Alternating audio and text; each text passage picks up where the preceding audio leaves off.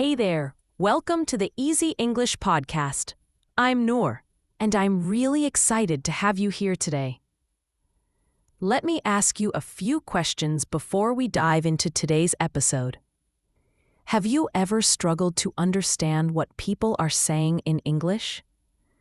Or maybe you've tried to improve your English but aren't seeing the results you wanted?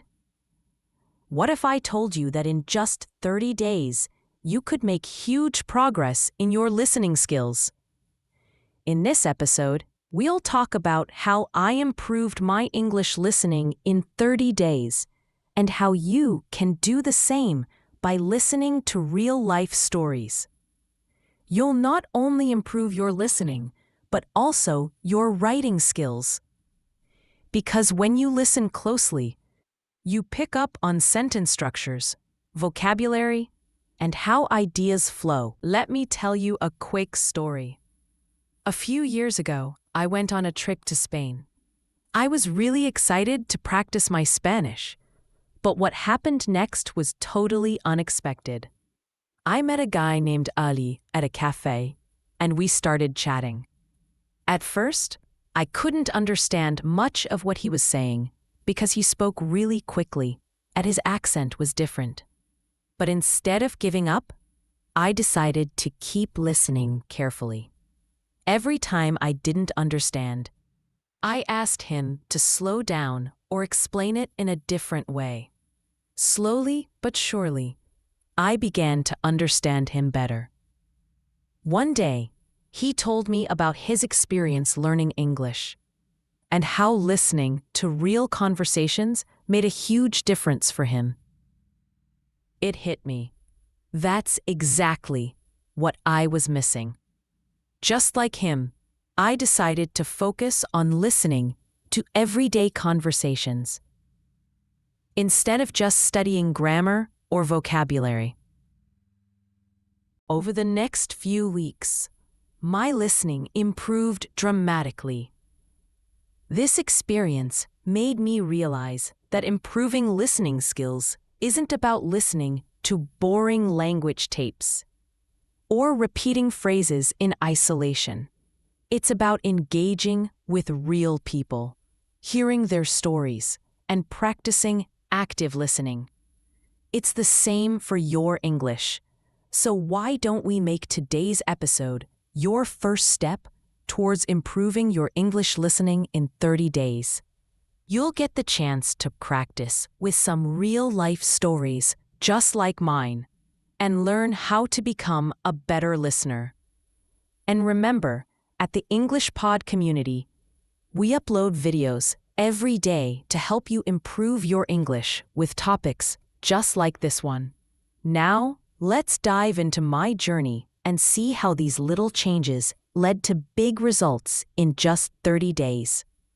Let's dive deeper into my journey of improving English listening in just 30 days. I want you to imagine something for a moment. Picture yourself sitting in a cafe just like I did when I was in Spain. You hear people talking all around you, but their words sound like a blur. You catch a few words here and there, but the sentences move too fast. You want to join the conversation, but you're not sure if you'll understand what they say next. Has this ever happened to you? If so, you're not alone. When I first arrived in Spain, I was excited, but also nervous. I had studied Spanish for months, but when I tried to listen to real people speaking, it felt impossible. I remember ordering coffee on my first day. The waiter asked me something, and I froze. My mind was racing. Was he asking if I wanted sugar, milk, a different size? I had no idea. Instead of responding, I just smiled and nodded, hoping that whatever he asked wasn't too important. When he walked away, I felt frustrated with myself. Why was it so hard to understand spoken Spanish when I had studied the language so much? That moment made me realize something important. Studying words and grammar alone wasn't enough.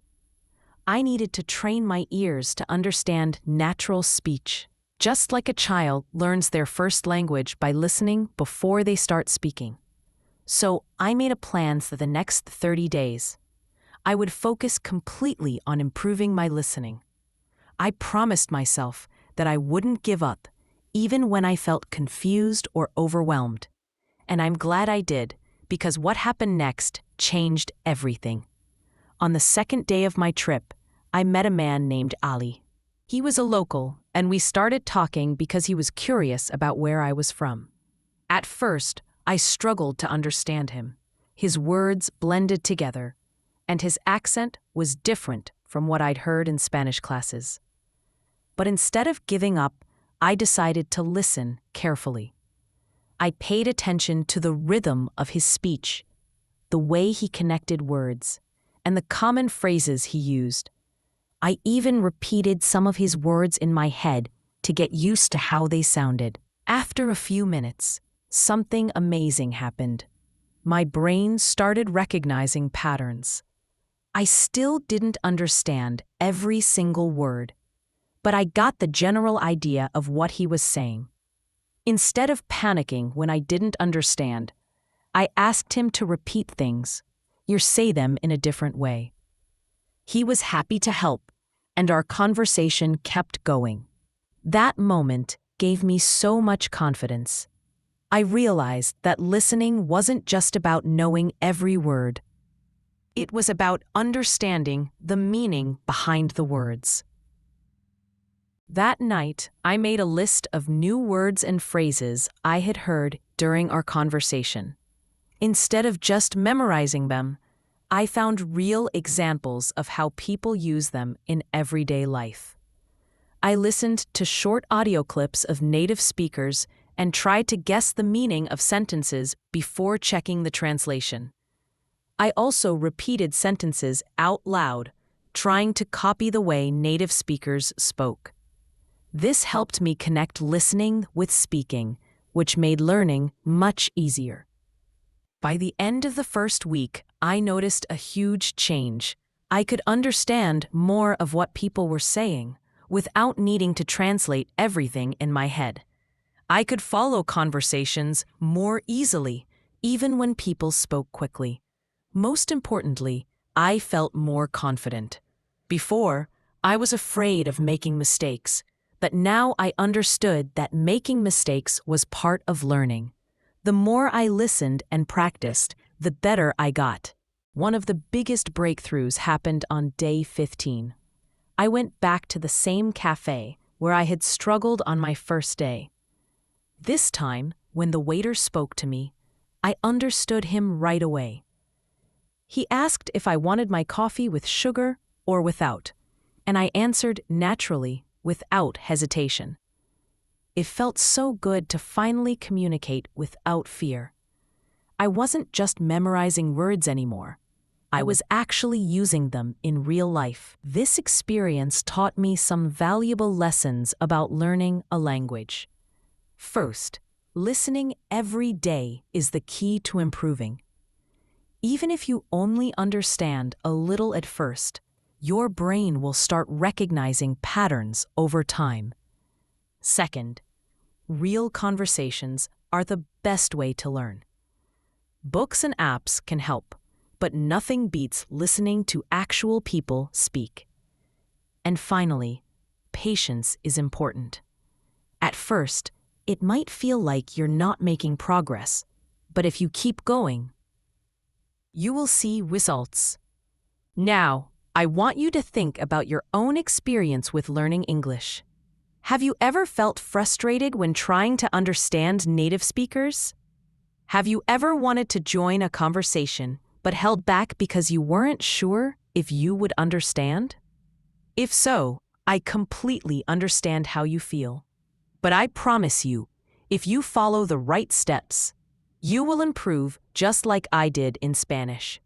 You can train your ears to understand English naturally. Let's dive even deeper into my experience and why listening every day makes such a big difference in your English learning process. If you're serious about improving your English listening skills, you're going to want to pay close attention because I'm about to share some personal stories, tips, and strategies that can help you make massive progress in just 30 days, just like I did. When I first started learning English, I didn't have the luxury of studying in an English-speaking country like I did with Spanish in Spain. I didn't have that opportunity to practice with locals, hear the language in different contexts, or really immerse myself in everyday conversations. At first, I relied heavily on textbooks, apps, and grammar exercises, and although I learned a lot of rules, I found it difficult to understand what people were saying when I listened to natural English. It felt overwhelming. Have you ever felt that way when listening to English? You know the words, but the speed and rhythm of real conversations throw you off? I remember a specific moment in my early language learning journey. I was watching a popular TV show, and I thought I had mastered the vocabulary. So I decided to try and watch it without subtitles. But within the first few minutes, I realized how much I was missing. People were speaking quickly, and they used slang and phrases I had never learned. I felt frustrated and a little defeated. It was clear to me that I had a lot of work to do. It wasn't enough to simply understand isolated words or phrases. I needed to understand real conversations, just like you would hear in everyday life. That's when I decided to change my approach. I knew I had to start listening to real-life conversations every day. Conversations that sounded like the ones I would have in my everyday life. No more textbook dialogue logs, no more controlled slow speech. I needed the real stuff. I started by listening to podcasts like the one you're listening to now. I would listen to them in the morning while I made my coffee, on my way to work, and sometimes even while I cooked dinner. Even if I didn't understand everything, I didn't stop. I kept listening. At first, it was difficult. I didn't catch much, and I often had to rewind or ask myself questions like, what does that word mean? Or, what does this expression really mean in context? But I didn't let it discourage me. Every time I didn't understand something, I wrote it down and researched it later. Slowly, over time, I began to notice patterns in the language. I started recognizing phrases that I had heard repeatedly and could guess their meanings based on the context. One example that stands out is a common phrase used by my friend Ali when we were in Spain. He would say, "No worries, it's all good." At first, I had no idea what it meant. But after hearing it over and over, I understood it simply meant, it's okay, or don't worry about it. What helped me the most during that time was focusing on context. When you listen to real-life conversations, the context is key. It's not just about hearing individual words. It's about understanding the meaning behind the words. And that's where the magic happens. The more I listened to conversations and paid attention to the context, the more I understood. For example, Ali used the phrase, "No worries, it's all good," whenever we were having fun or didn't need to worry about something.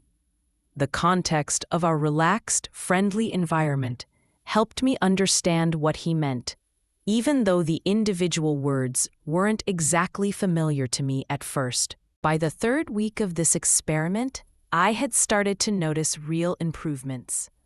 I was understanding conversations with much more ease. I could pick up on tone, mood, and body language, all of which made understanding spoken language so much clearer. It was incredible. I realized that language is so much more than just the words we use. It's about how we communicate feelings and ideas. Listening to real-life stories and conversations helped me understand English in a more natural, fluid way. I also started applying this technique in other areas of my life. For example, I watched movies in English without subtitles, not worrying if I didn't catch every single word. Instead of translating every word into my native language, I tried to understand the overall meaning of the sentence or the scene. This method allowed me to focus on the big picture of communication and helped me understand conversations better. One day, I was sitting in a coffee shop in the United States when I had a conversation with a native English speaker, a woman named Sarah. Sarah had been in the coffee shop for a while, working on her laptop. I noticed she was listening to an audio podcast much like this one, and I couldn't help but be curious. So I struck up a conversation with her. I asked what she was listening to, and we started talking about the power of listening in learning a new language. She told me that just like me, she had been focusing on listening for the past month to improve her own language skills. She shared how listening to podcasts and watching TV shows helped her understand real-life English. Her story was so inspiring, and I realized that we were both on the same journey of improving our listening skills. In that conversation, something clicked for me.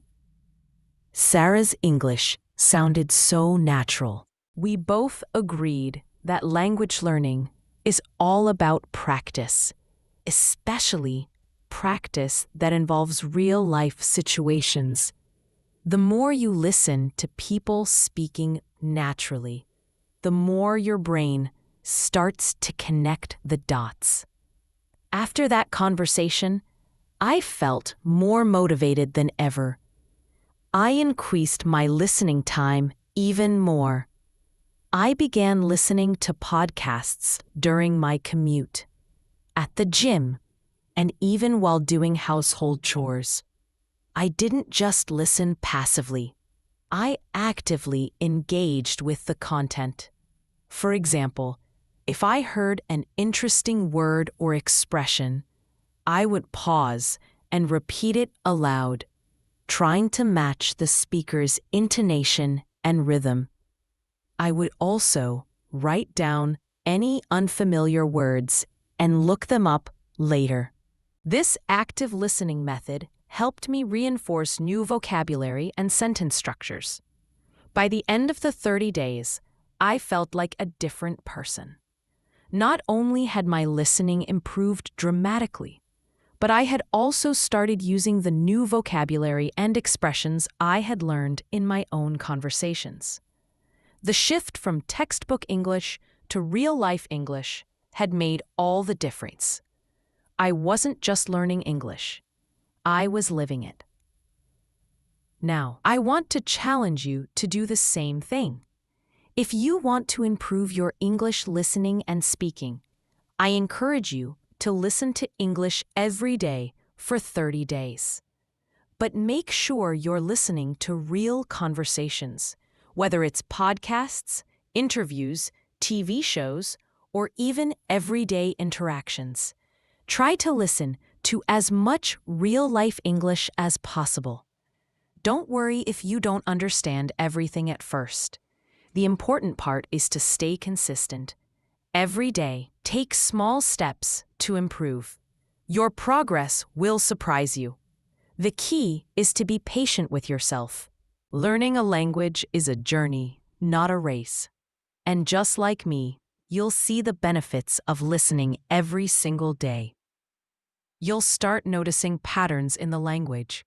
Your vocabulary will grow and your confidence will skyrocket. Most importantly, you'll feel more connected to the language and the world around you.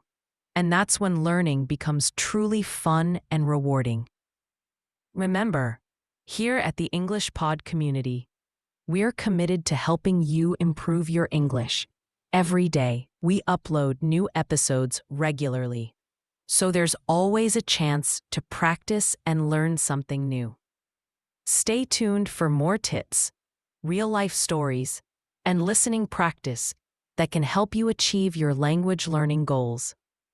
Keep listening, keep practicing, and you'll be amazed at how much you can improve. As I kept up with my listening practice, I noticed something really interesting happening. My brain started getting used to the rhythm and flow of the English language. At first, everything had sounded too fast, like a blur of words running together. But after listening every day, my ears adjusted.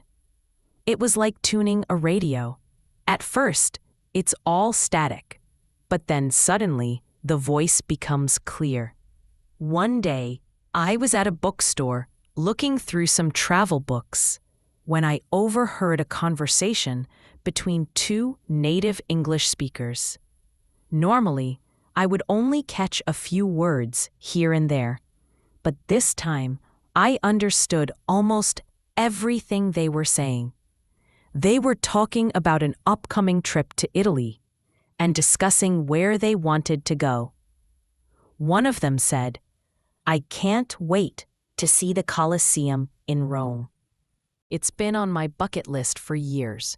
I immediately recognized the phrase bucket list, which means a list of things you want to do in your lifetime. Just a few weeks before, I wouldn't have known what that meant, but because I had heard it in podcasts and movies, I understood it instantly. That small moment gave me a huge confidence boost. It proved that listening every day was working. I was no longer just memorizing words. I was understanding how they were actually used in real conversations. I started noticing patterns in the way people spoke, how they used contractions like I'm instead of I am, and how they linked words together. For example, instead of saying, "What are you doing?" many native speakers say it quickly as, "What you doing?" These little details made a big difference in my understanding. Then, something even more exciting happened. I was at a cafe, and the waiter came up to take my order. Normally, I would feel nervous speaking English in a real situation, but that day I felt different.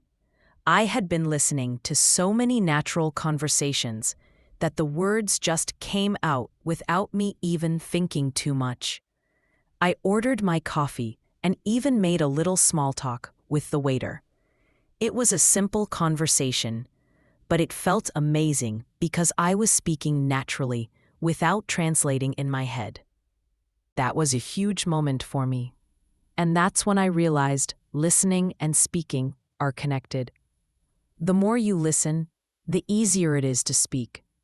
When you hear the same phrases and expressions again and again, they become part of your brain's memory. You don't have to think about grammar rules or translations. The words just come out naturally. This is why babies learn to speak before they learn to read or write. They listen for months before they ever say their first words. The same thing happens with adults learning a new language. Listening every day trains your brain to understand and produce the language naturally. After that cafe experience, I wanted to test myself even more. I decided to have a full conversation in English with my friend Ali, who is a native speaker. Normally, when I spoke English, I felt a little shy or worried about making mistakes.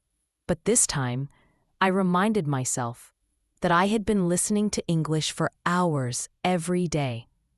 I had heard so many conversations, so many different accents, and so many real-life situations. I told myself, "You can do this." And guess what? The conversation went great. We talked about so many things: travel, work, food, and even funny stories from our childhoods. I noticed that I was speaking faster, using better expressions, and feeling more relaxed. Of course, I still made mistakes, but that didn't matter.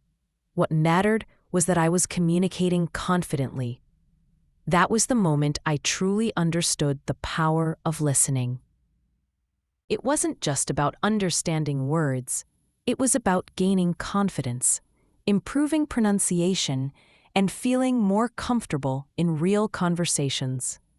At that point, I wanted to take my learning to the next level. I decided to listen to different types of English: news reports, audiobooks, interviews, and even stand-up comedy. Each type of listening gave me something new to learn. For example, when I listened to interviews, I learned how real conversations flow. I noticed that people interrupt each other sometimes, or they use filler words like "you know" and "I mean." This helped me understand the natural rhythm of English. When I listened to audiobooks, I improved my pronunciation because I could hear words clearly and repeat them. I would sometimes pause the audiobook and try to say the same sentence in the same way. It was like having a pronunciation coach right in my ears. And when I listened to comedy, I learned about humor and slang. I didn't always understand the jokes right away, but I didn't give up. I would look up the words I didn't know and try to understand why the joke was funny. Over time, I started getting it, and I felt even more connected to the language. One of my favorite moments was when I watched a stand-up comedy show and actually laughed at a joke before the subtitles even appeared. That was a huge achievement for me because it meant I understood English in real time without needing translations. So here's my advice for you. If you want to improve your listening, make it part of your daily life. Listen while you're cooking, while you're exercising, while you're commuting, anytime, anywhere. The more you surround yourself with English, the faster you'll improve. And don't worry if you don't understand everything at first. That's completely normal.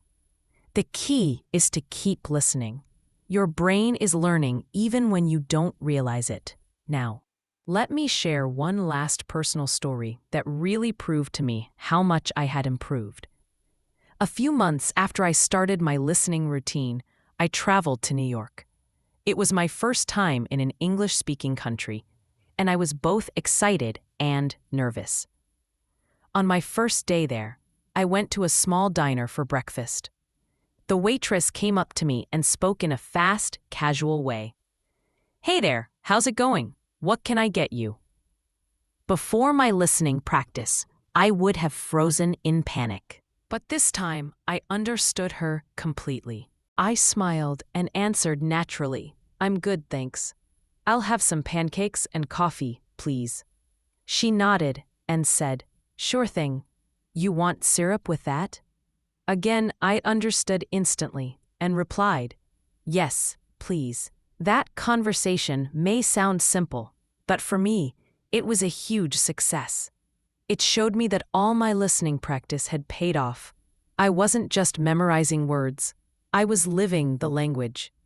So, if you ever feel frustrated with listening, just remember this. Every time you listen, you're improving, even if it feels slow. You are making progress, and one day, you'll find yourself in a real-life situation where everything just clicks, and you'll realize how far you've come. Keep listening, keep practicing, and you'll be amazed at how much you improve. I know it's easy to get discouraged when you're learning a new language, especially with something as tricky as English. There are so many rules, so many words, and so many different accents and ways people speak. But trust me when I say that the journey is worth it. If you keep at it and focus on one thing like listening, you'll see how quickly things can change. I remember when I first started listening to podcasts, it was something I decided to do because I wanted to get used to hearing real, everyday English. At first, it felt like the speakers were talking too fast, and I was barely catching any words. I would often rewind the podcast and listen to the same sentence over and over again just to try and understand the meaning. But what I learned over time was that repetition is key. It's not about getting everything the first time. It's about exposing yourself to the language over and over again. As I continued to listen to different podcasts, my brain began to adjust. I started recognizing the familiar sounds, patterns, and words. Slowly but surely, I started understanding more and more. One day, I listened to a podcast episode about someone's trip to Japan.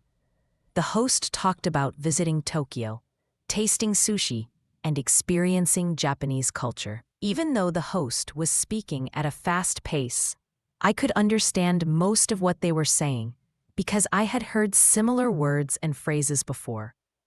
This was a breakthrough moment for me because it showed me that listening consistently helps you build knowledge and understanding over time. I still remember one of the most useful things I learned from that podcast. The host mentioned how Japanese people often bow when greeting each other, and I was surprised to hear that. I'd never really thought about the cultural differences in communication before. That little detail helped me see how language and culture are connected. As I listened to more podcasts, I started noticing more of these little cultural insights. And it made me feel more connected to the language. Listening didn't just help me understand the language better, but it also started to change how I thought about it. I started to appreciate the subtleties and how people speak. For example, when I heard someone say, "I've got a lot on my plate today," I learned that this doesn't just mean you have food on your plate. It's a way of saying you're busy. This kind of knowledge is something you can only gain through listening to real-life conversations. As I improved, I also began noticing how important context is when it comes to understanding English. One day, I was listening to a podcast about personal finance, and the host was discussing how important it is to save for retirement. They said, "It's never too early to start saving. Trust me, your future self will thank you." The word "trust me" was something I had heard before in many other contexts, but I hadn't really understood its full meaning until that moment. Now I realize that people use phrases like this to sound more friendly and reassuring. You see, when you listen to different topics and contexts, you start understanding the deeper meaning behind the words. You also begin to recognize which words are used in formal or informal settings. For example, the phrase, "It's never too early to start saving," is a more formal way of saying, "You should start saving now." In everyday conversation, listening helps you not only understand what words mean, but also how they're used in different situations. Then something interesting happened. I started finding it easier to listen to English TV shows and movies. A while back, I had tried watching an English movie with subtitles, and I was struggling to keep up. But now, after months of consistent listening practice, I could watch a movie without needing subtitles for everything. Sure, there were still some words I didn't know, but I was able to understand the plot and the jokes without much difficulty. This experience made me realize that listening to real-life conversations is different from just memorizing vocabulary or grammar rules. When you listen to natural speech, you start picking up on things like tone, pauses, and emphasis. For example, the way someone says, "Wow, that's amazing," can tell you a lot about how they feel, whether they're genuinely impressed or just being sarcastic. I also started recognizing the importance of understanding accents and dialects. In the beginning, I would often get confused by different English accents. For example, the first time I listened to an Australian podcast, I had a hard time understanding some of the words. But after listening more, I became familiar with the accent and could understand it more clearly.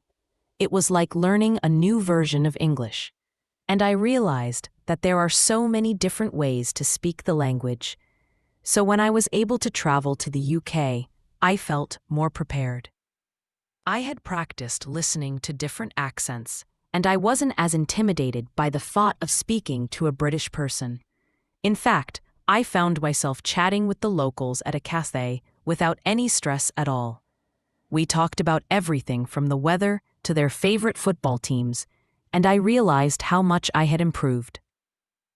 But here's something important to keep in mind. Listening isn't just about understanding words. It's about understanding the meaning behind the words. It's about being able to respond naturally in conversations. It's about feeling confident enough to join in and speak up. For example, I remember when I was in a meeting at work, I had to listen carefully to a discussion about a project we were working on.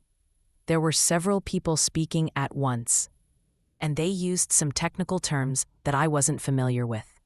But because I had been listening to English for so long, I was able to catch enough of the conversation to understand what was going on. After the meeting, I felt really proud of myself.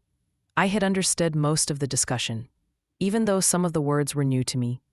It was a big confidence boost because it showed me that listening practice was paying off in real-life situations.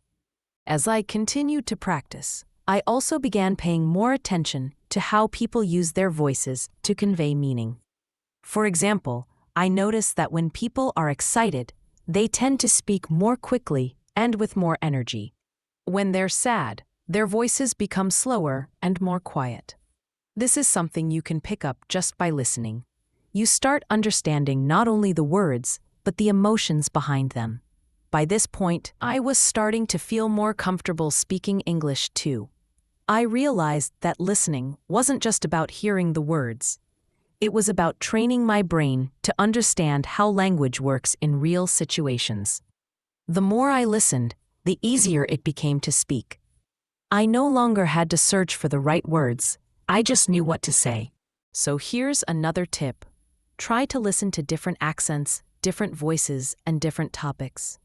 You'll learn a lot by hearing how people speak in different situations, whether it's a casual conversation, a professional meeting, or a funny joke. Each conversation helps you get one step closer to mastering the language. Listening to real-life stories like the ones I've shared with you today can improve your understanding of how language works. You'll start noticing patterns, getting used to different accents, and understanding how context changes the meaning of words. The more you listen, the more you'll feel confident speaking English in your everyday life. Keep practicing, and soon you'll be amazed at how much you've learned just by listening. And trust me, when you can understand and speak English naturally, it opens up a whole new world of opportunities. So stay motivated and keep going. You're making incredible progress, and I'm excited for you to see just how far you can go. As we continue to explore how listening improves your English skills, let me share some more personal experiences that really helped me see the power of listening. One thing I found really surprising was how much I learned about vocabulary simply by listening to real conversations. Sometimes you think you know a word, but when you hear it used in context, it takes on a whole new meaning. I'll give you an example. There's this word, broke. I always thought it just meant that someone didn't have any money. That's the simple textbook definition. But one day, I was listening to a podcast about someone's trip to New York, and they said, "I was completely broke after that shopping spree." This wasn't just about not having money. It meant that they had spent so much money on shopping that they had run out of funds. They weren't just describing their financial state, they were explaining the reason for it. This is a small example, but it's a great reminder of why listening to real conversations is so important. It's not just about learning isolated words, it's about learning how those words are used in different situations. When you hear the word broke in a different context, like in a business meeting where someone says, "The company is broke," you start to realize it has more than one meaning depending on the situation. This is something you won't learn by just memorizing vocabulary lists. You have to listen to how people really use the language. As I got better at listening, I also started noticing how much tone plays a role in communication. You know, in English, the tone of your voice can completely change the meaning of what you're saying. I'm sure you've experienced this yourself. Think about when someone says, "Really?" You can say it in so many ways. You could say it in a curious way, like, "Really?" with your eyebrows raised, asking for more information. Or you could say it in a sarcastic way, like, "Really?" with a roll of your eyes, implying that you don't believe what the other person is saying. When I first started listening to podcasts, I would miss a lot of the tone. I'd focus too much on the words and forget to pay attention to how they were said. But once I started listening more carefully, I began to understand how tone and emotion are connected to the meaning of the words. This made me more aware of how I should speak and what my listeners would understand. It helped me become more natural when I was speaking too. Another time, I was listening to a podcast about a traveler's experience in Italy. The host told a story about how he got lost in Rome, and he said, "I thought I knew the city, but it turns out the streets in Rome are a maze." That was a simple sentence, but what made it stand out to me was the way he said, "It turns out." He didn't just say, "I got lost in Rome." He added, "It turns out," to explain that after some thinking, he realized he didn't know as much as he thought.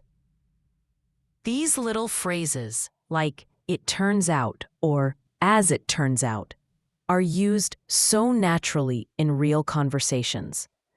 But I would have never learned how to use them if I hadn't been listening to people talk.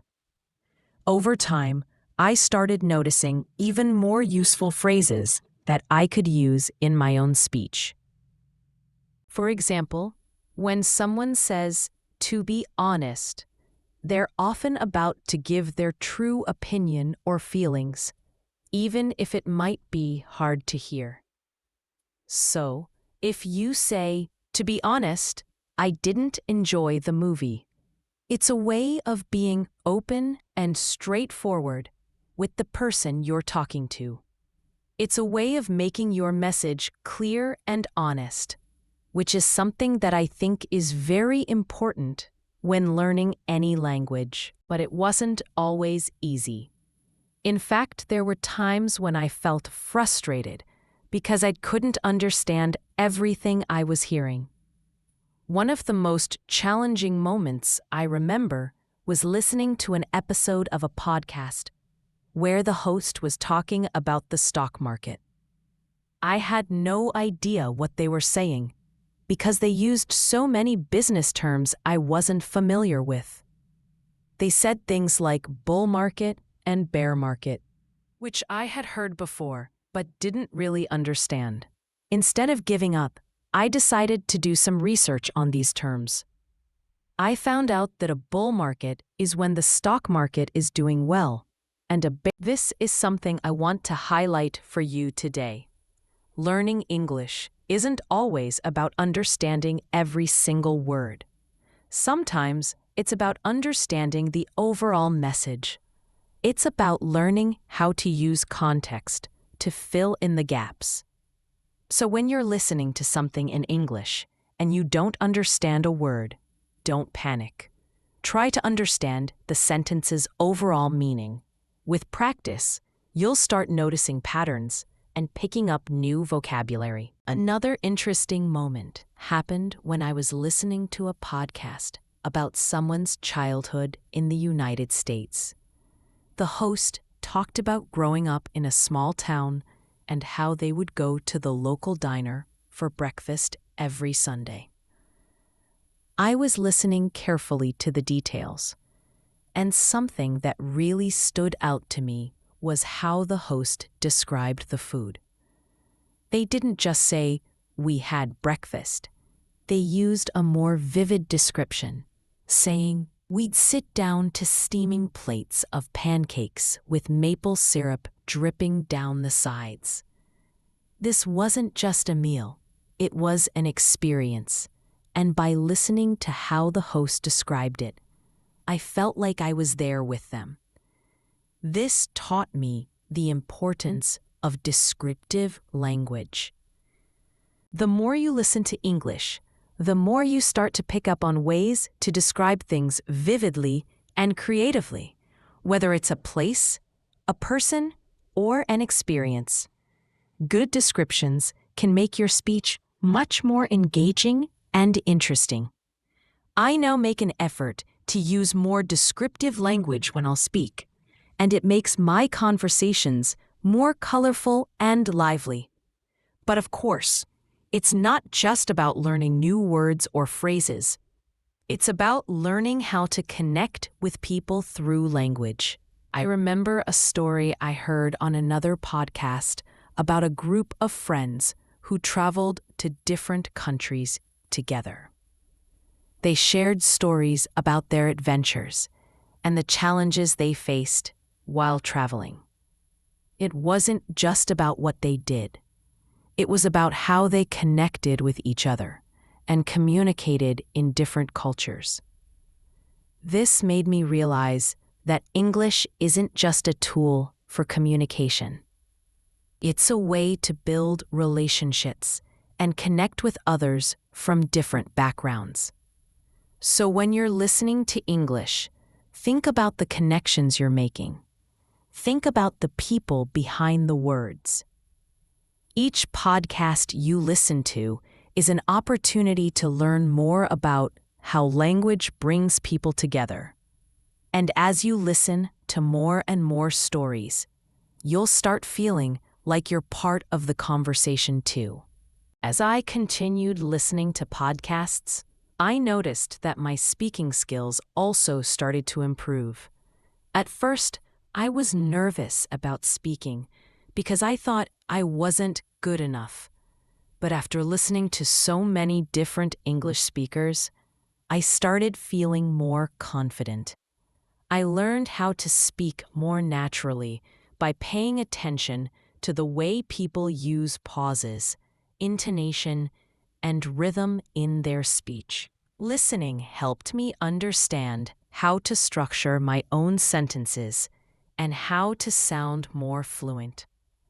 One of my favorite things about listening is that it helps you learn how to react in conversations. For example, when someone tells you a funny story, you don't just say, "That's funny." You might say, "No way, that's incredible," or "I can't believe that happened." These kinds of responses show that you're engaged and interested in the conversation. Listening helps you understand what's appropriate to say and how to say it in a way that sounds natural. Another thing that listening to real-life stories taught me was how to use humor in conversations.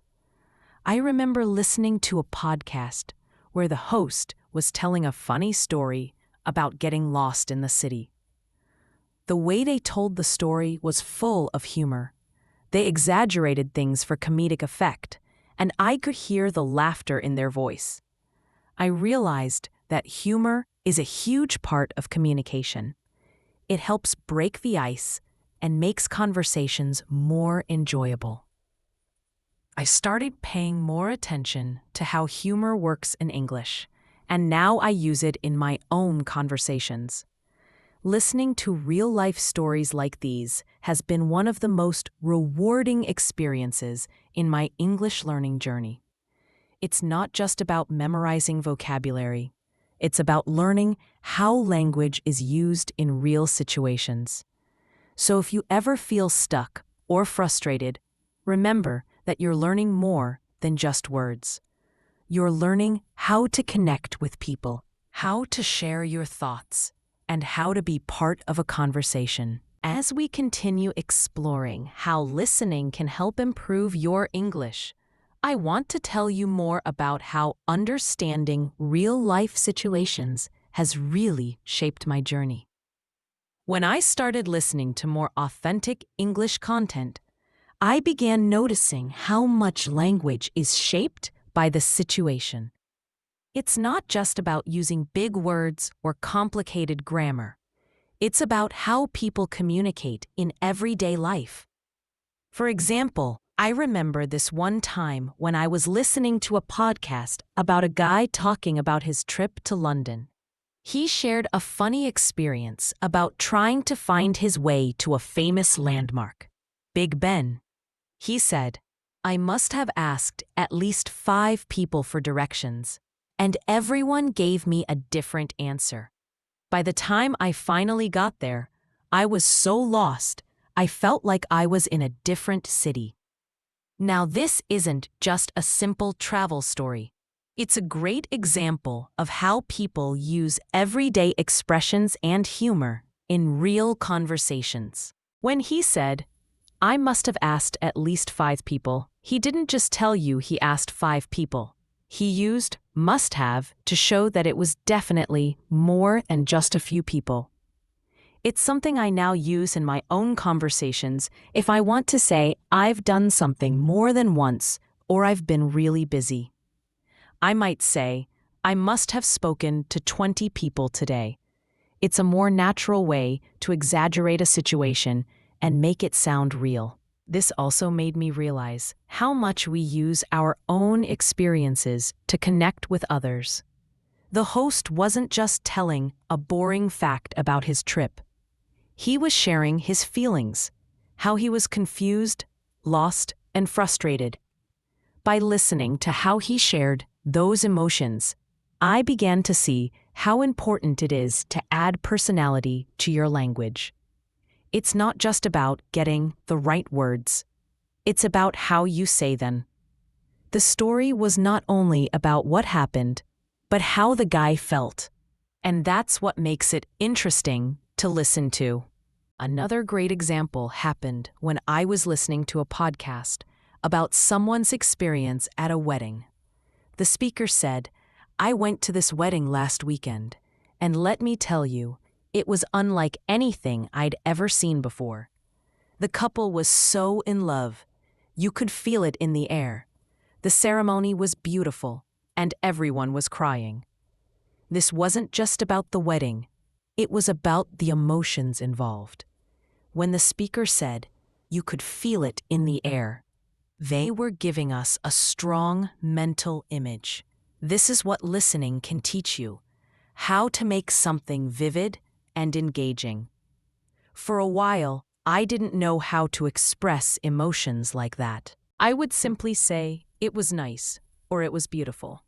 But after listening to that wedding story, I started using phrases like, "You could feel it in the air," or "The energy was amazing." These phrases don't just describe something. They help you see it in your mind. They help you feel it. And I learned that in real-life situations, these expressions are more powerful than just simple adjectives. I think that's the beauty of listening. You start to hear how people connect their words to their feelings, which makes the conversation come to life. I also remember listening to an interview with someone who had lived abroad for a few years. The speaker explained how they missed home during their first year in a new country. They said, "At first, I was excited to be in a new place, but after a few months, I started to miss the little things, like the smell of fresh bread baking in the morning." I remember how that story made me feel nostalgic about my own home, even though it was about someone else's experience. That's the power of language. It's not just words on a page. It's about how those words make you feel. And listening to these stories helps you connect with the emotions behind the language. If you want to sound more natural when speaking English, you have to be able to describe how things make you feel. You can't just say, "I like this," or "it's good." Instead, you can say things like, "It made me feel happy," or "I felt like I was home again." It makes your speech more emotional and relatable. Another important thing I learned from listening to podcasts is how much we rely on context in conversations. I'll give you an example. There was a story about a guy who was describing his job. He said, "I work in an office with a lot of meetings. At first, it was overwhelming, but now I know how to handle it." Now, this sentence might sound simple, but what struck me was the use of "handle it." This phrase isn't just about managing work. It's about dealing with challenges. When you use "handle" in a conversation, it gives the impression that you've learned to deal with something difficult, which is often what happens in everyday life. At first, I didn't know how to express myself like this. But as I listened to people talk about their struggles or successes, I realized how important it is to use the right words to show how you feel about something. Instead of just saying it was hard, you can say, "I had to handle a lot of things," or "it took some time to get used to it." These little shifts in language make your speech sound more natural and fluent. There's also a lot of value in listening to people tell stories about their hobbies and passions. One story I listened to was about someone who was obsessed with photography. They said, "Every weekend, I spend hours walking around the city, taking photos of anything that catches my eye. I don't even care if people think I'm strange. I love it."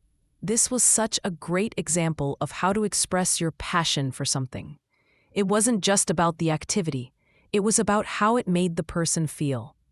They didn't just say, "I like photography." They said, "I love it," and they went on to explain why. Learning how to express your passion is another key thing I picked up from listening. Whether you're talking about your favorite hobby, a book you just finished, or a new skill you're learning, it's important to show excitement and energy in your speech. Instead of saying, "I like playing football," you could say, "I'm really into football. I spend hours playing every week, and I can't get enough of it." These little changes make your speech more dynamic and interesting. And let's not forget about the power of stories that make us laugh. There was a podcast episode about a comedian who was sharing funny moments from their life. One of the best stories was about their first time performing on stage. They said, "I was so nervous. I forgot my own jokes, but I still managed to make the audience laugh by just being myself." The way they told the story was full of humor, and you could hear how much they enjoyed sharing the experience. This taught me how important it is to bring humor into conversations. Even when you're talking about serious topics, humor can make things lighter and more enjoyable, and it helps people connect with you on a personal level. Listening to these kinds of stories has really helped me not only improve my English, but also understand how to use language in a way that connects with people. And that's what I want to share with you today. As you listen more to these real-life stories and examples, you'll see that the language isn't just about rules or grammar. It's about connecting with others and sharing your own experiences in a way that feels natural and genuine. I think one of the most eye-opening things I discovered while listening to real stories was how important it is to be able to share personal experiences in a way that others can relate to. And that's something you learn by really paying attention to how people talk about their own lives. There was this one podcast episode I listened to where the speaker talked about a difficult period in their life. They said, "A few years ago, I hit rock bottom. I had lost my job. My relationships were falling apart, and I didn't know what to do next. But after a lot of reflection, I made a decision to start fresh. I didn't know how it would go, but I decided to go for it." When I heard that, I didn't just hear someone sharing their personal story. I heard someone talking about the courage it takes to make a change. And that's what I want to share with you. Listening to real stories isn't just about hearing what people went through. It's about understanding how they processed those moments and what they did to overcome challenges. I found myself thinking, wow, that's something I could do too. It's these kinds of moments that teach us how to express ourselves better in English, because they show us the kinds of phrases people use to talk about their struggles and triumphs. For example, when the speaker said, "I hit rock bottom," I understood that they were talking about a very low point in their life. But they also showed resilience with "I decided to start fresh." This is exactly how we speak in real life. We don't just give details, we share how we felt, what changed, and what we decided to do. It's these kinds of emotional expressions that add depth to conversations. And that's why listening to real-life stories is so important for improving your English. The same goes for stories about success.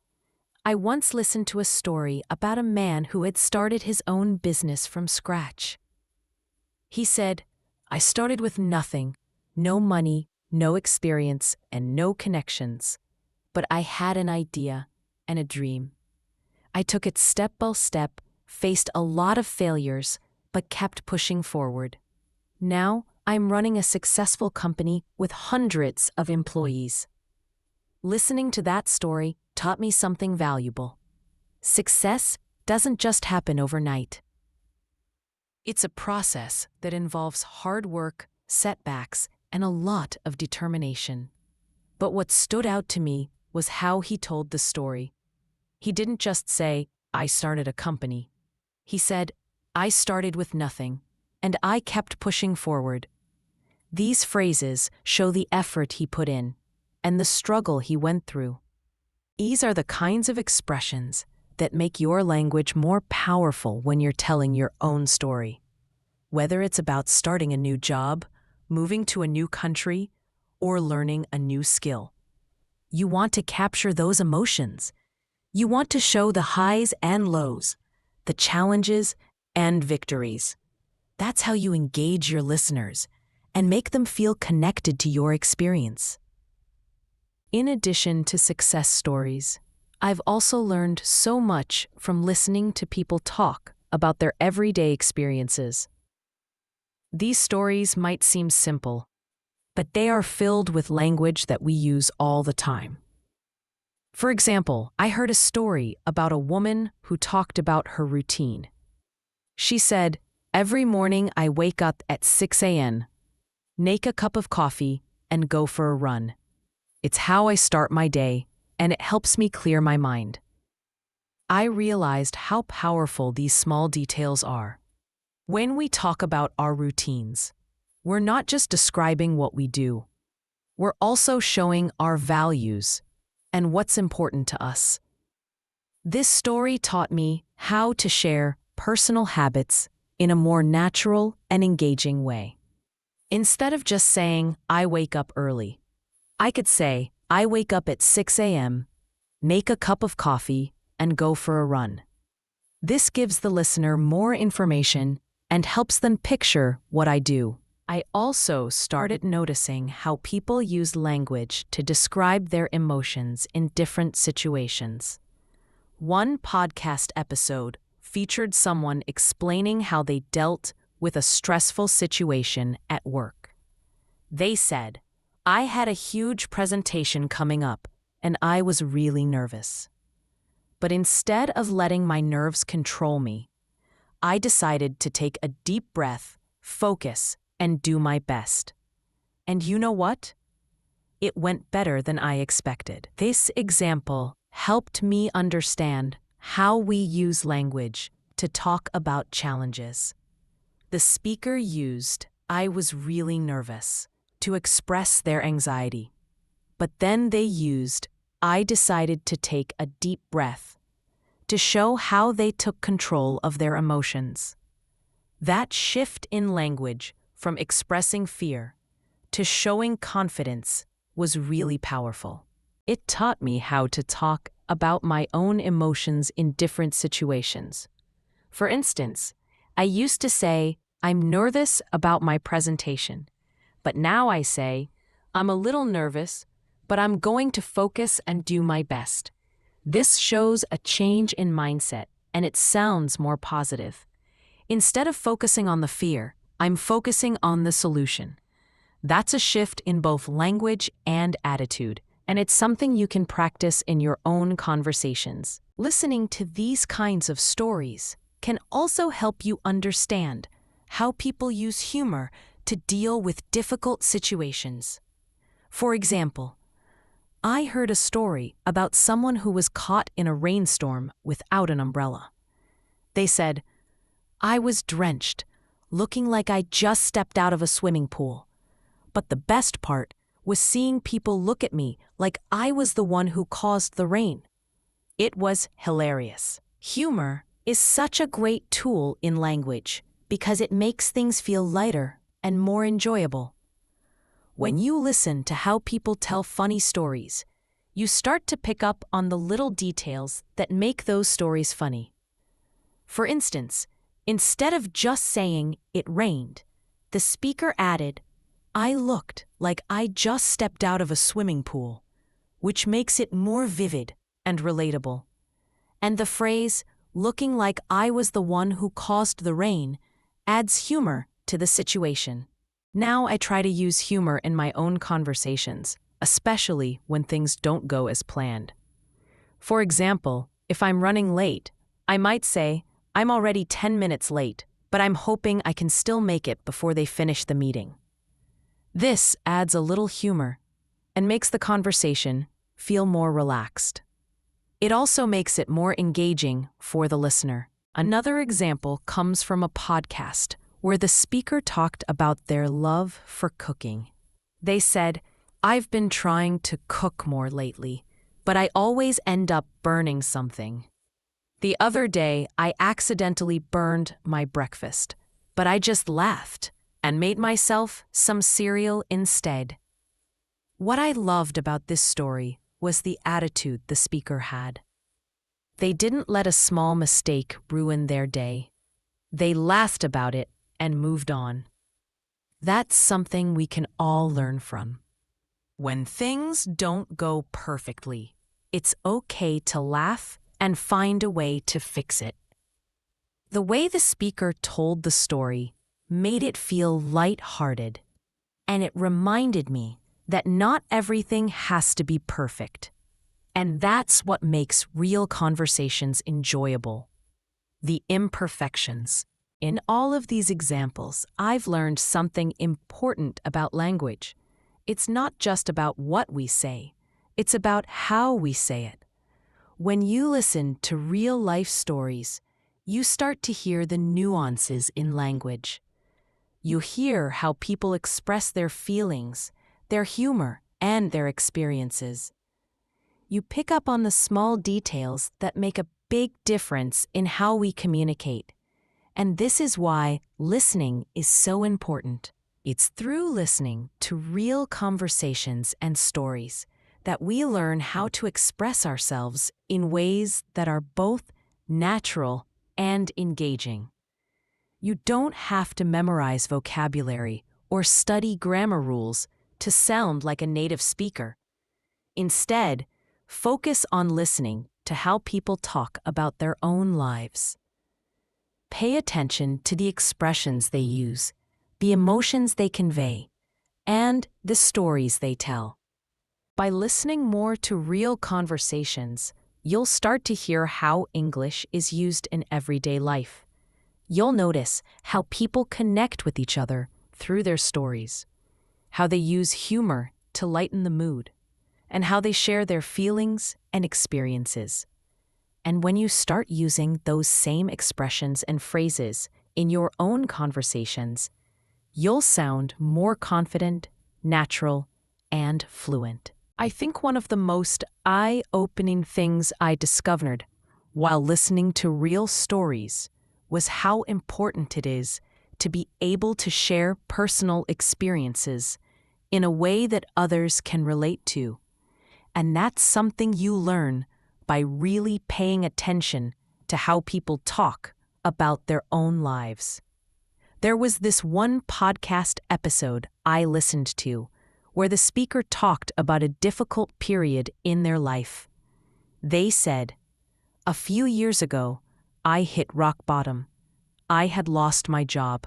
My relationships were falling apart, and I didn't know what to do next. But after a lot of reflection, I made a decision to start fresh. I didn't know how it would go, but I decided to go for it. When I heard that, I didn't just hear someone sharing their personal story. I heard someone talking about the courage it takes to make a change. And that's what I want to share with you." Listening to real stories isn't just about hearing what people went through. It's about understanding how they processed those moments and what they did to overcome challenges. I found myself thinking, wow, that's something I could do too. It's these kinds of moments that teach us how to express ourselves better in English, because they show us the kinds of phrases people use to talk about their struggles and triumphs. For example, when the speaker said, "I hit rock bottom," I understood that they were talking about a very low point in their life. But they also showed resilience with, "I decided to start fresh." This is exactly how we speak in real life. We don't just give details, we share how we felt, what changed, and what we decided to do. It's these kinds of emotional expressions that add depth to conversations, and that's why listening to real-life stories is so important for improving your English. The same goes for stories about success. I once listened to a story about a man who had started his own business from scratch. He said, "I started with nothing, no money, no experience, and no connections. But I had an idea and a dream.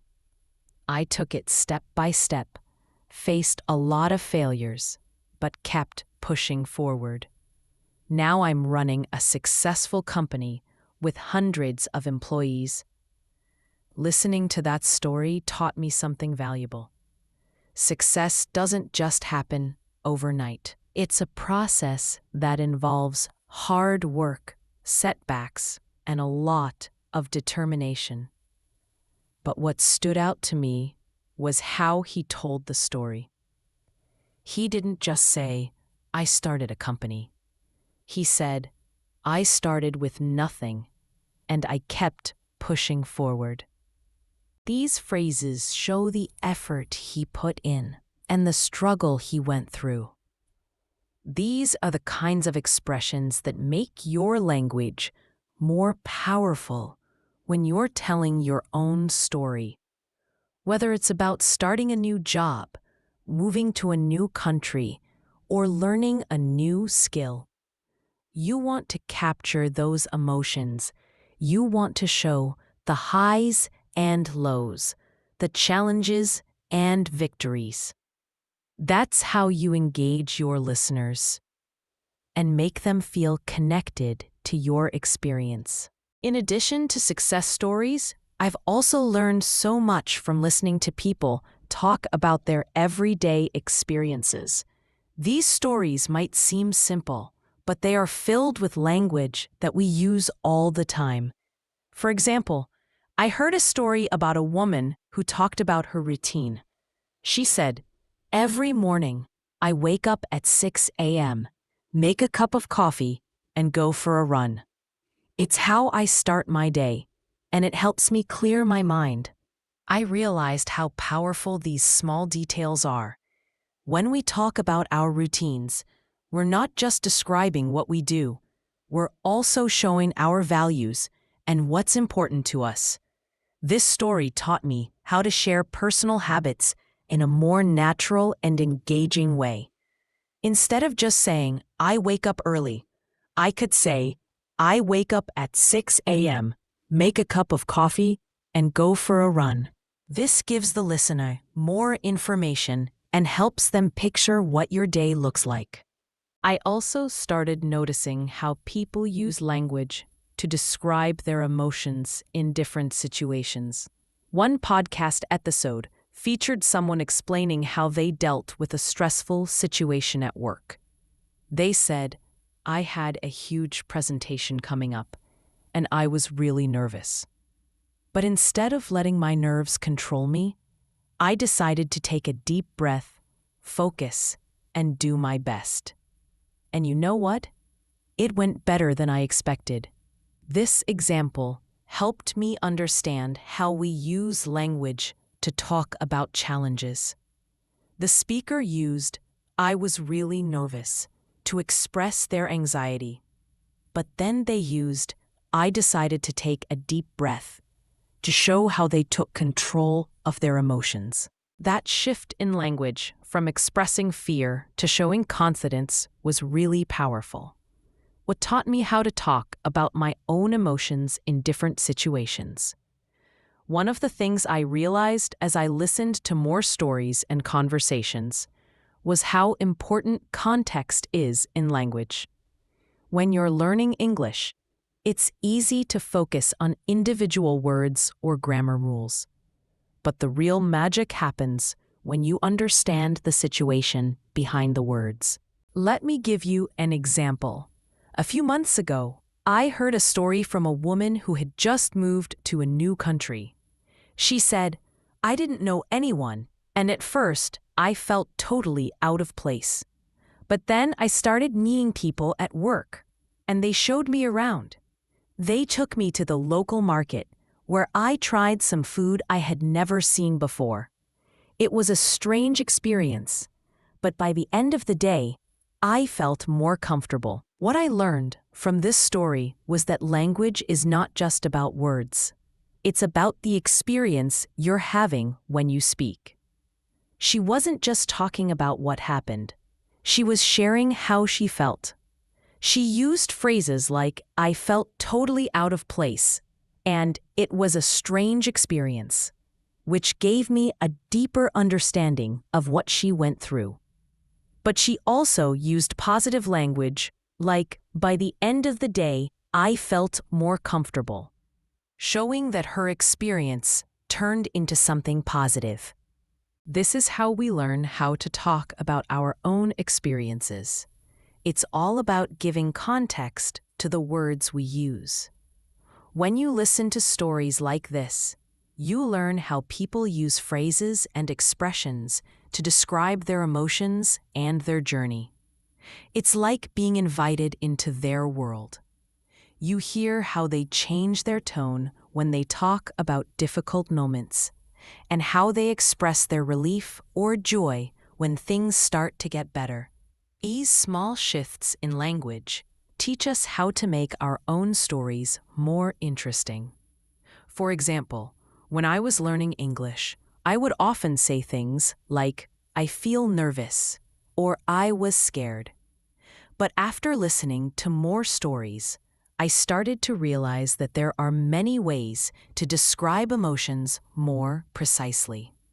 I could say, "I felt my heart race," or "I had butterflies in my stomach."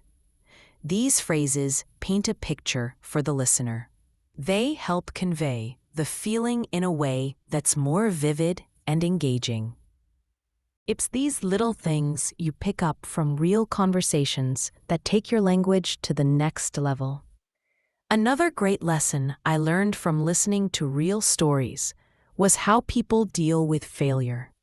This is something we all experience, but the way we talk about it can vary greatly. For instance, I once heard a speaker share a story about a time they had failed a big test. They said, "I had studied so hard, but when the results came back, I had failed. I was devastated, but instead of quitting, I asked for help. I went to a tutor and worked with them every day for 2 weeks. The next time I took the test, I passed with flying colors." What stuck with me was how the speaker didn't just focus on the failure. They didn't say, "I failed, and that's it." They took ownership of their emotions by saying, "I was devastated."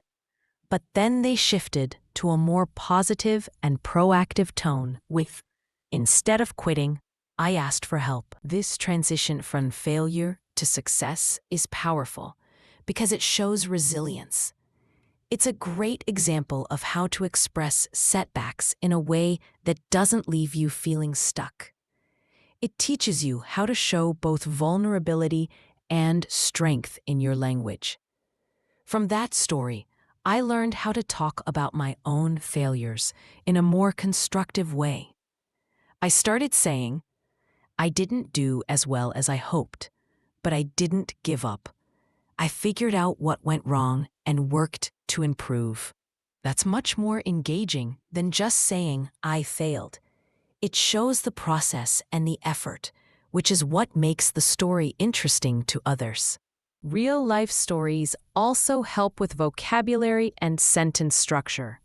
I once listened to an interview with a man who had worked in different countries and cultures.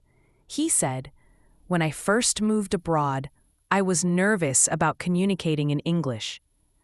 I wasn't sure if people would understand me, and I didn't want to make mistakes.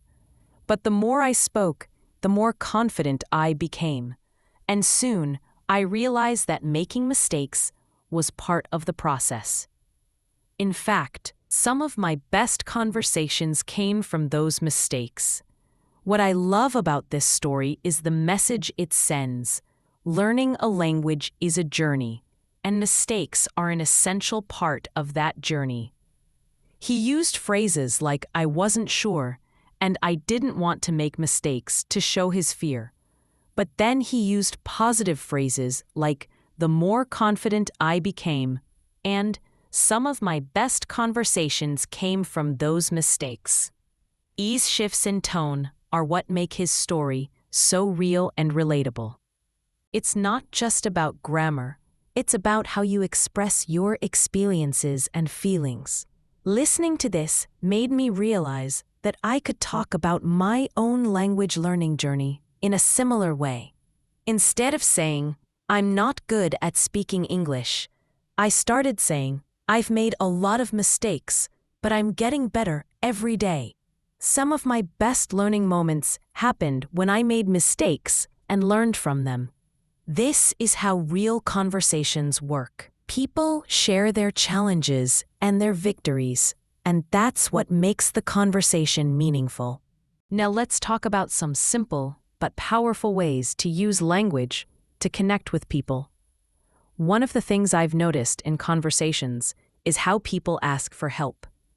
There's a subtle but important difference in how we ask for help in different situations. For example, when I'm at a restaurant and I don't understand something on the menu, I might say, "Excuse me, could you explain this dish to me?" But if I'm talking to a friend about something I don't understand, I might say, "Hey, can you help me out with this? I'm not sure I get it."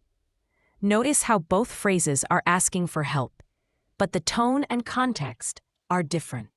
The first one is polite and formal, while the second one is more casual. This difference is important because it shows how language changes depending on the situation. Listening to real-life examples like this teaches us how to adapt our language to fit the moment. It helps us sound more natural in different settings. Another example comes from a conversation I heard between two friends. One of them had just gone on a trip, and they said, "I had the best time. I went to the beach every day and just relaxed.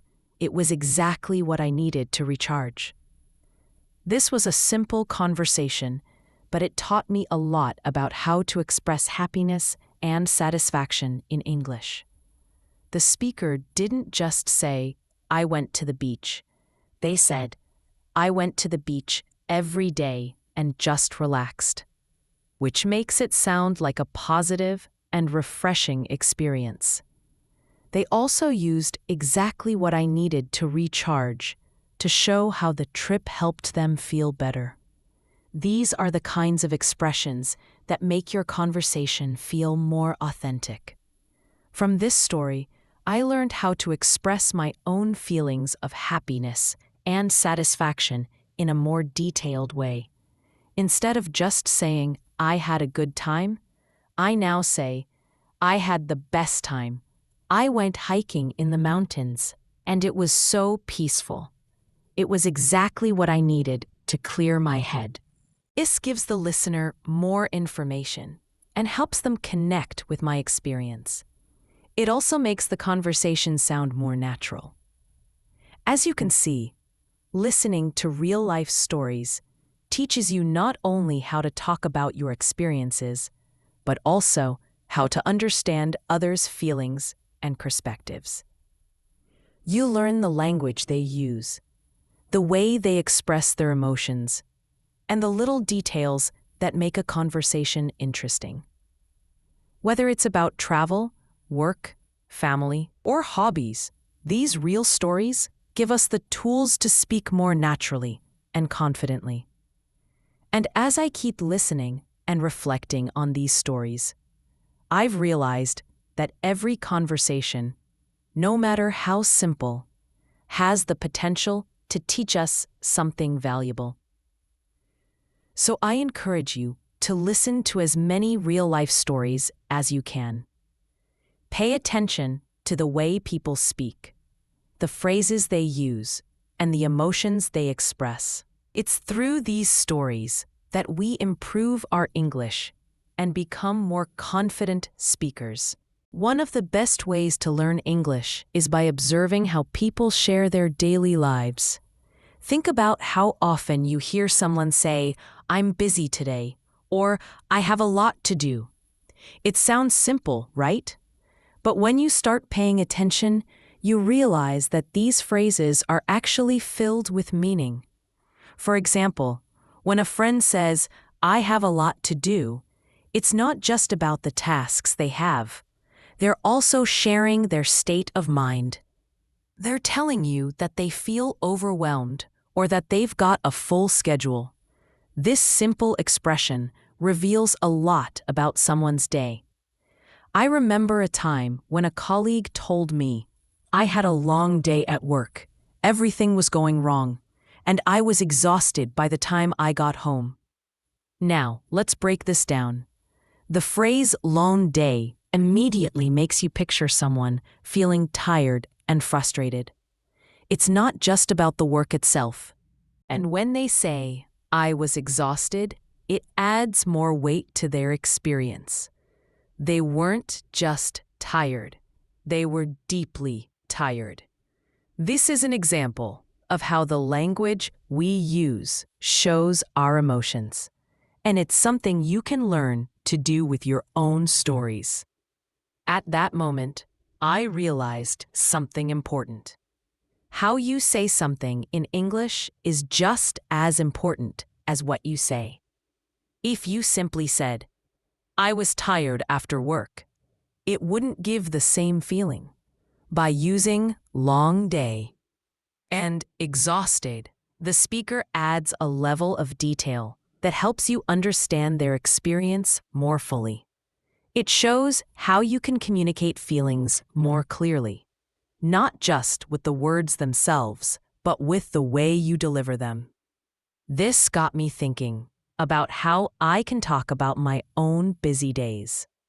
Instead of just saying, "I had a busy day," I started saying, It was one of those days where this makes the conversation much richer and more engaging. It shows not only what happened, but also how I felt throughout the day. And that's a much more interesting way to communicate. Another part of language learning that I think is often overlooked is the ability to tell a story.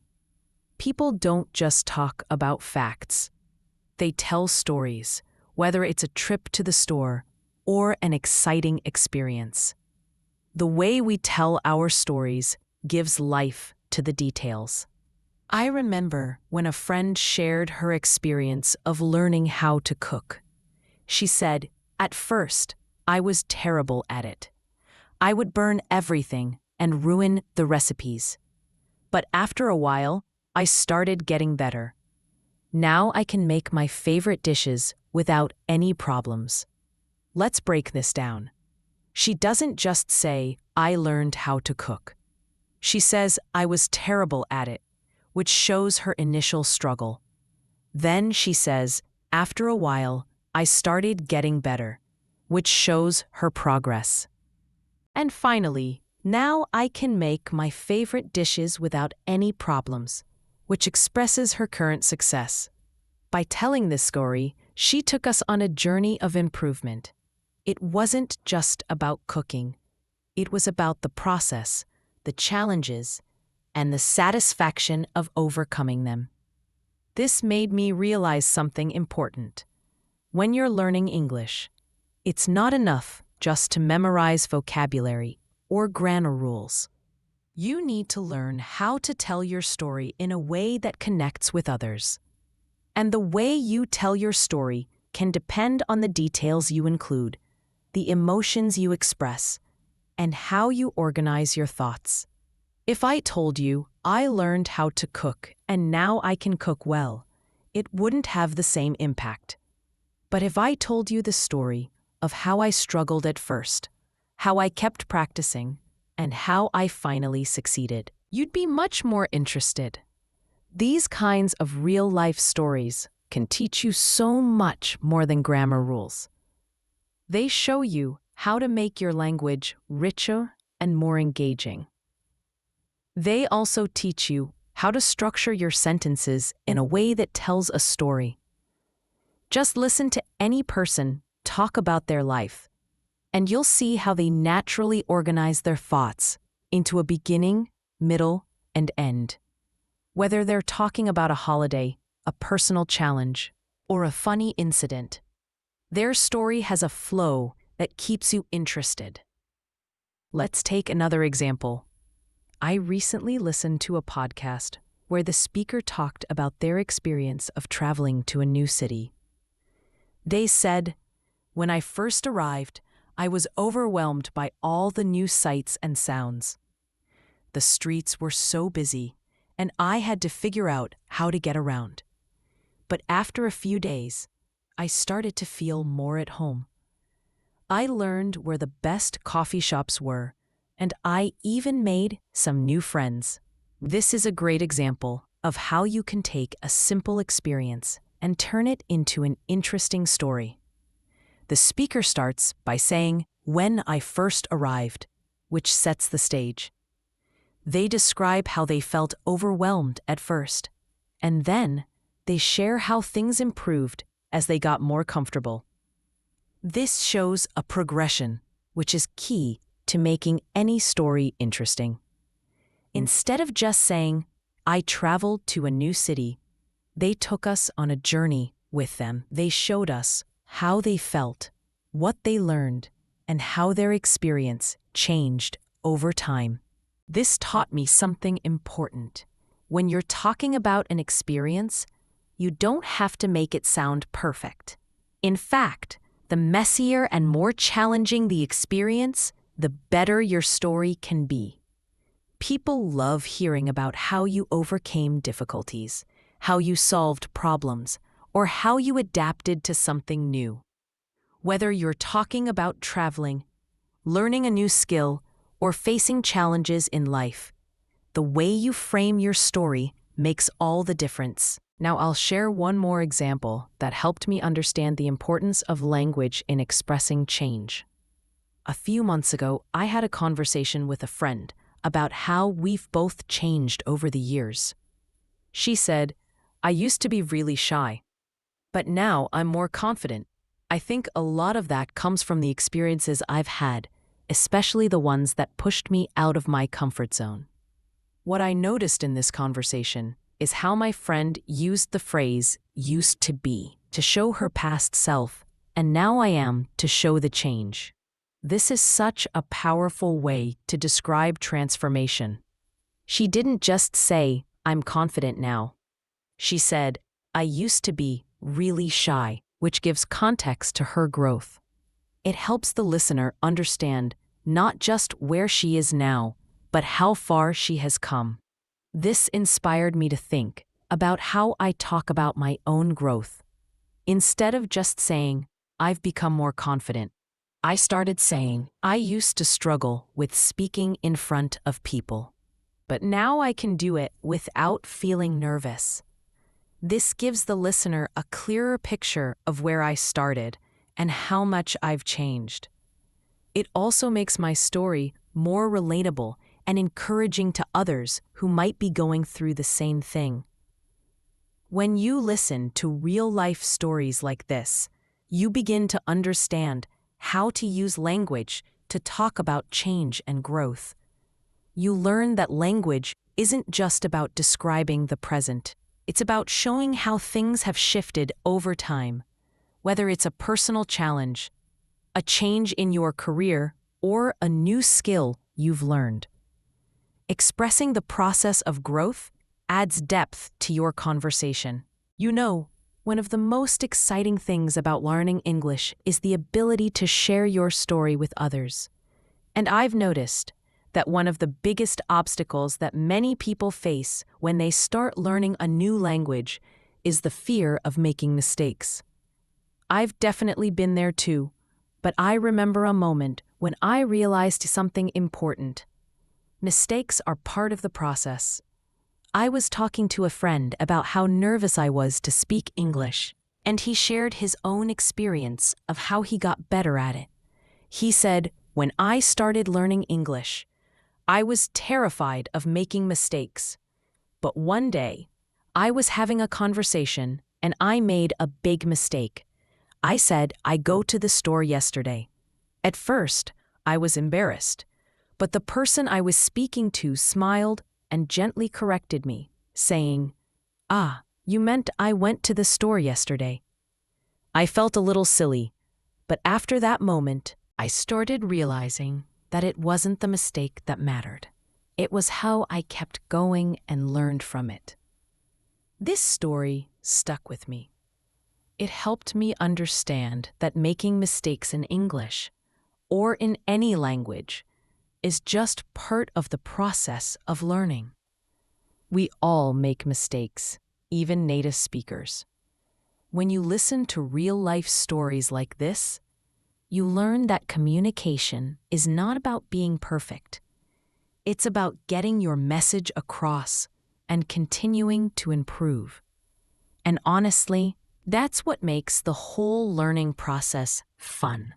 The more you put yourself out there and speak English, the more confident you become. I remember when I first started practicing with native speakers, I was so shy. But over time, I became more comfortable with making mistakes and trying new things. I started saying things like, "I didn't understand that.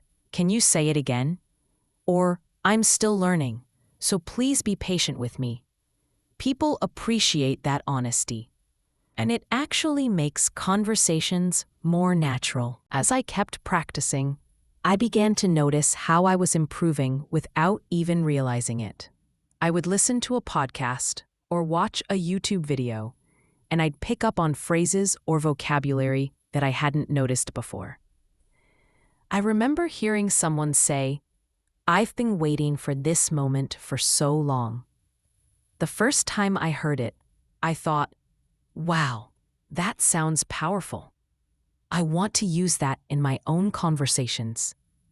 It wasn't just about understanding the words. It was about learning how to use them to express emotion and make a point.